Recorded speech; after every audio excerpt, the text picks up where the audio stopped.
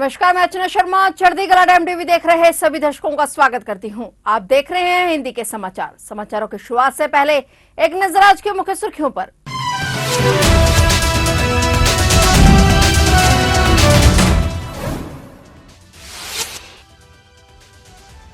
प्रधानमंत्री नरेंद्र मोदी आज सिंगापुर की यात्रा पर भारतीय समुदाय के लोगों से करेंगे मुलाकात। सिंगापुर के पीएम की ओर से आयोजित डिनर में शामिल होंगे पीएम मोदी।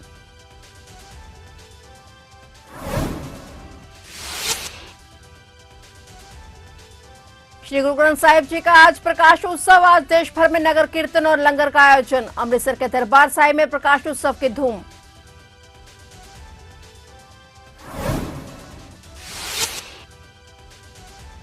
सिरसा डेरा प्रमुख राम रहीम की पैरोल खत्म। रोहतक की सुनारिया जेल में हुई वापसी। आश्रम से सुनारिया जेल पहुंचा राम रहीम। जेल परिसर के आसपास की बढ़ाई सुरक्षा।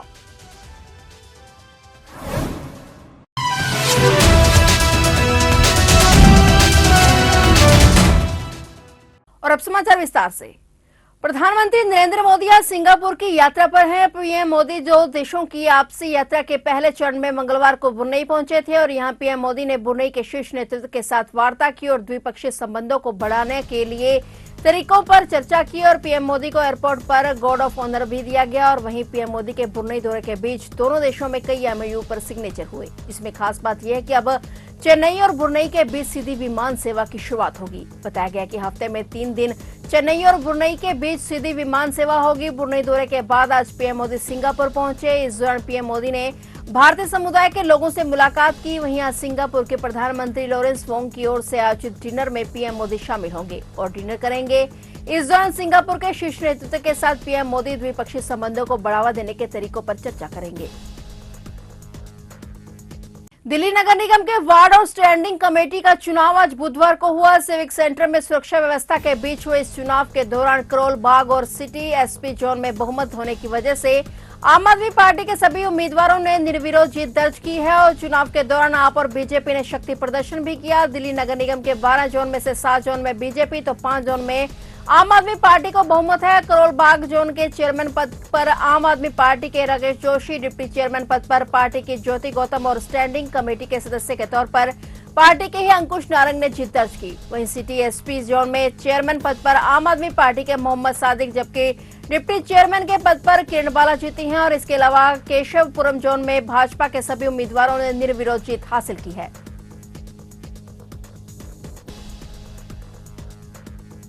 इस वर्ष भी श्री गुरु ग्रंथ साहिब जी का 420वां प्रकाश उत्सव पर्व मनाया जा रहा है। यह पर्व 1604 में श्री गुरु ग्रंथ साहिब जी के प्रथम प्रकाश उत्सव की याद दिलाता है। आज सिख समुदाय के लोगों के साथ मिलकर सभी लोग पूरी श्रद्धा भाव से श्री गुरु ग्रंथ साहिब जी का प्रकाश उत्सव मना रहे हैं। आज सभी गुरुद्वारा साहिब से नगर कीर्तन निकाला जा रहा है। नगर कीर्तन के मार्ग में कई संस्थानों द्वारा लंगर का आयोजन भी किया गया है। कीर्तन विभिन्न इलाकों से होता हुआ गुरुघर में ही संपन्न होता है। साथ ही निशान साहिब को चोला साहिब बदलने के साथ अरदास की जाती है। और वहीं आज अमृतसर के दरबार साहिब में भी प्रकाश उत्सव की धूम मची है। दुनिया भर से आए श्रद्धालु श्री गुरु ग्रंथ साहिब जी के चरणों में माथा टेक वाहेगुरु की अरदास कर अपने आप को निहाल कर रहे हैं।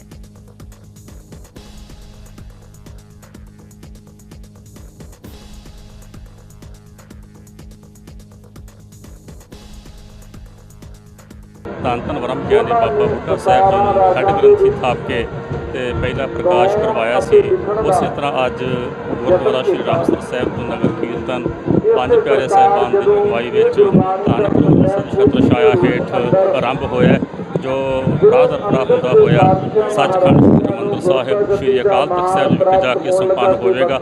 ਸਮੁੱਚੀਆਂ ਸੰਗਤਾਂ ਨੂੰ ਅੱਜ ਧੰਨ ਗੁਰੂ ਗ੍ਰੰਥ ਸਾਹਿਬ ਜੀ ਮਹਾਰਾਜ ਜੀ ਦੇ ਪਹਿਲੇ ਪ੍ਰਕਾਸ਼ ਪੁਰਬ ਦੀਆਂ ਬਹੁਤ ਬਹੁਤ ਵਧਾਈਆਂ। श्री गुरु ग्रंथ साहिब जी के पहले प्रकाश दिहाड़े दियाँ बहुत बहुत ਵਧਾਈਆਂ। ਹੁਣ ਬਾਣੀ ਨਾਲ ਜੁੜੋ, ਬਾਣੇ ਨਾਲ ਜੁੜੋ, ਨਸ਼ਿਆਂ ਤੋਂ ਦੂਰ ਹੋਵੋ, ਪਖੰਡ ਦੇ ਜਿਹੜੇ ਜਿੰਨੇ ਵੀ ਦੇਹਧਾਰੀ ਗੁਰੂ ਨੇ ਉਹਨਾਂ ਤੋਂ ਦੂਰ ਰਹਿ ਕੇ ਸ਼ਬਦ ਦੇ ਲੜ ਲੱਗੋ। ਇਹੀ श्री गुरु ग्रंथ साहिब जी के प्रकाश दिहाड़े की बधाई होगी। डेरा सच्चा सौदा प्रमुख गुरमीत राम रहीम सिंह की 20 दिन की पैरोल खत्म हो चुकी है और इसके बाद राम रहीम की हरियाणा के रोहतक जिले की सुनारिया जेल में कड़ी सुरक्षा के बीच वापसी हुई। बता दें कि अपनी 2 अनुयायियों से बलात्कार के मामले में 20 साल के कारावास की सजा काट रहे डेरा प्रमुख राम रहीम के आ जाने के बाद जेल परिसर के आसपास सुरक्षा बढ़ा दी गई। डेरा मुखी राम रहीम को 13 अगस्त को पैरोल दी गई थी और इस दौरान वह यूपी के बरनावा आश्रम में ही रहा था। और वहीं आज 20 दिनों के पैरोल खत्म होने के बाद डेरा मुखी को कड़ी निगरानी में जेल वापस लाया गया। जम्मू कश्मीर विधानसभा चुनाव शुरू होने जा रहे हैं और चुनावों में अब कुछ ही दिन बाकी हैं। इस बीच जानकारी मिली है कि भाजपा को आला कमान से मैनिफेस्टो जारी करने की मंजूरी मिल चुकी है। जानकारी के अनुसार इस शुक्रवार यानी 6 सितंबर को भाजपा चुनावों को लेकर अपना मैनिफेस्टो जारी करेगी। इस दौरान भाजपा के कई राष्ट्रीय नेता भी शामिल होंगे। मैनिफेस्टो खुद गृह मंत्री अमित शाह द्वारा जारी किया जाएगा। बताया जा रहा है कि पार्टी जनता से मैनिफेस्टो के लिए राय ले रही थी, जिसके चलते देरी हो गई। पश्चिम बंगाल में महिला डॉक्टर से रेप और हत्या की घटना के बाद अब अमृतसर के सरकारी अस्पताल में एक महिला डॉक्टर से छेड़छाड़ का मामला सामने आया है। महिला डॉक्टर रात करीब 10 बजे अस्पताल के वार्ड में अपनी ड्यूटी खत्म कर अपने हॉस्टल जा रही थी कि तभी अंधेरे का फायदा उठाकर 2 अज्ञात लोगों ने महिला डॉक्टर का पर्स छीन लिया और उसके साथ छेड़छाड़ की। घटना अस्पताल में लगे सीसीटीवी कैमरे में कैद हो गई, लेकिन कैमरा क्लियर न होने के कारण आरोपियों की तस्वीरें साफ नजर नहीं आ रही हैं। फिलहाल अस्पताल प्रशासन ने कई घंटों के बाद उक्त लोगों के खिलाफ कानूनी कार्रवाई करने के लिए पुलिस प्रशासन को शिकायत दर्ज करवाई है। घटना की सूचना मिलते ही अस्पताल प्रशासन के अधिकारी मौके पर पहुंचे और अस्पताल में लगे सीसीटीवी कैमरे खंगाले और उस स्थान पर कैमरे की छवि स्पष्ट नहीं होने के बावजूद यह स्पष्ट हो पाया है कि 2 युवक थे जो काले रंग की स्प्लेंडर मोटरसाइकिल पर सवार थे और काले कपड़े पहने हुए थे। घटना के बाद महिला डॉक्टरों में काफी विरोध देखने को मिल रहा है। आज पंजाब विधानसभा के मानसून सत्र का तीसरा दिन है और वहीं आखिरी दिन की कार्रवाई में सदन में जमकर हंगामा देखने को मिला। सदन की कार्रवाई के दौरान विधायक हरमीत सिंह पठान माजरा द्वारा इंतकालों का मुद्दा उठाया गया। उन्होंने कहा कि लोगों के इंतकाल लंबे समय से अटके हुए हैं, पर पटवारियों का उन पर कोई ध्यान नहीं है। जबकि यूपी बिहार जैसे राज्यों में अगर कोई फर्द लेनी हो तो वह 10 रुपए में मिल जाती है, पर पंजाब में 2 से 10 हजार रुपए में भी फर्द में लग जाते हैं। विधायक ने कहा कि पटवारियों के कान खींचने होंगे ताकि लोगों को इंतकाल के लिए लटकना न पड़े। इसका जवाब देते हुए राजस्व मंत्री ब्रह्मशंकर जिम्पा ने बताया कि पंजाब में आम आदमी पार्टी की सरकार आने के बाद पहली बार जनमाल अदालत लगानी शुरू की गई है और पेंडिंग इंतकालों का विवरण लोगों में बैठकर पूछा गया था, जिस दौरान 33,000 इंतकाल एक दिन में हुए थे। उन्हें भरोसा दिलवाया कि जितनी पंजाब में इंतकालों की पेंडेंसी है उन्हें खत्म कर दिया जाएगा और लोगों के इंतकाल दर्ज होंगे। वहीं आज सत्र के आखिरी दिन और भी कई मुद्दों को लेकर सदन में भारी हंगामा हुआ।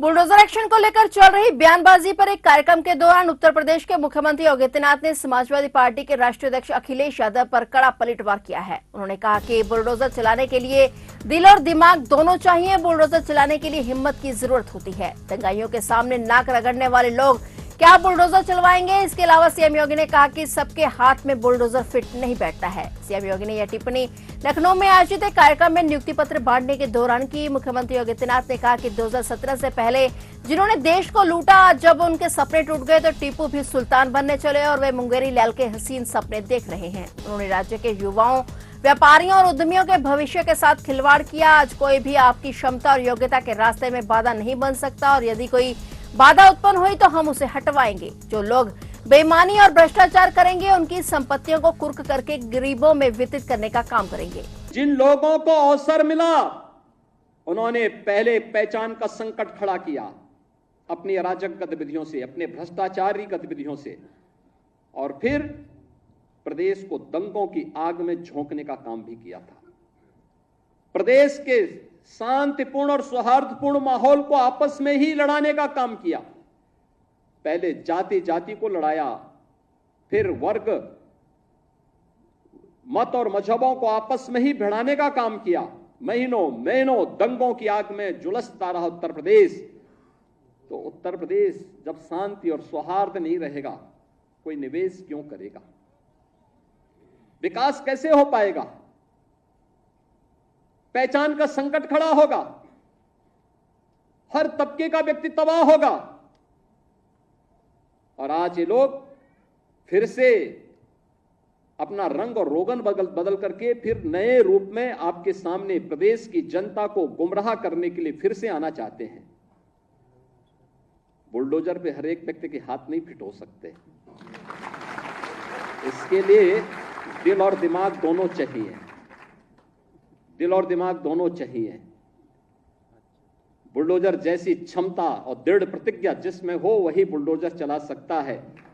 दंगाइयों के सामने नाक रगड़ने वाले लोग बुलडोजर के सामने वैसे ही पस्त हो जाएंगे। भारतीय मौसम विज्ञान विभाग ने आज दिल्ली एनसीआर सहित देश भर के मौसम का अलर्ट जारी किया है। मौसम विभाग ने गुजरात, विदर्भ, पूर्वी राजस्थान, पश्चिमी मध्य प्रदेश और तटीय आंध्र प्रदेश के लिए बारिश का रेड अलर्ट जारी किया है। और वहीं मौसम विभाग ने बताया कि आज राजस्थान, पंजाब, दिल्ली एनसीआर, प्रायद्वीपीय भारत के कर्नाटक, केरल, तेलंगाना, पश्चिमी मध्य प्रदेश, उत्तराखंड और नॉर्थ ईस्ट इंडिया में भारी बारिश की संभावना है। विभाग ने इन राज्यों के लिए येलो अलर्ट जारी किया है। वहीं दिल्ली एनसीआर में रुक रुक कर बारिश का दौर जारी है। हिमाचल प्रदेश में भारी बारिश के कारण भूस्खलन और बादल फटने की संभावना को देखते हुए राज्य में राष्ट्रीय राजमार्ग 5 और 707 सहित कुल 78 सड़कें बंद कर दी गई हैं। महाराष्ट्र के मराठावाड़ा क्षेत्र के 8 राज्यों में भारी बारिश हो रही है। तेलंगाना, राजस्थान, गुजरात और दिल्ली में रुक रुक कर बारिश का दौर जारी है। और वहीं पंजाब में कई जगह पर भारी बारिश का दौर देखने को मिला, जिससे पंजाब के कई शहरों में जल भराव की तस्वीरें सामने आई हैं।